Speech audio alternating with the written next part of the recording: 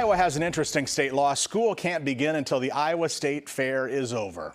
Fair wrapped up last night, so it's back to school today. This time, administrators have a year's worth of data regarding cell phone ban during classes for students. First Alert 6's Philip Katafimo is live in the studio with me with the impact one school district has seen from shutting off the devices. Philip?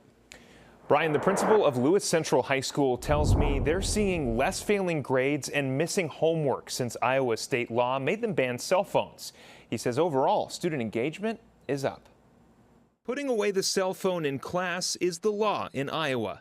Lewis Central's high school principal believes the change is paying off. We had just under 80% of our students had no issues whatsoever, never had a phone removed. Only 33 kids had a phone removed 3 or more times. Only 3 kids 6 or more times. Vin Chattel says instances of cyberbullying are down.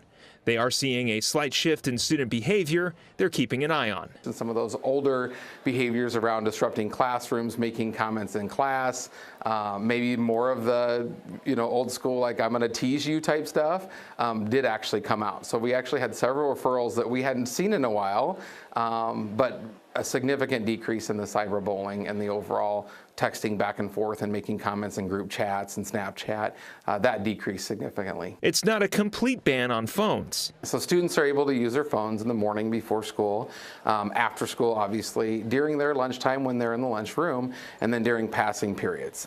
Anytime at all during instruction, or what we say is from bell to bell, whether they're in the classroom or not, they're not allowed to use them. If an emergency comes up, parents and guardians can still contact students through their Chromebook or by calling the office. While student engagement is up, Lewis Central says they are still waiting to see how the cell phone ban has impacted state test scores. We hope to get those results later this school year. I'm Philip Katafimo in the studio. First Alert 6. Back to you, Brian.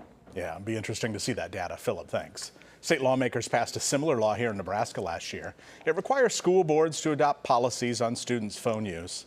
Exceptions included for emergencies, health situations, or permission by the school. Those requirements were applied to the start of school.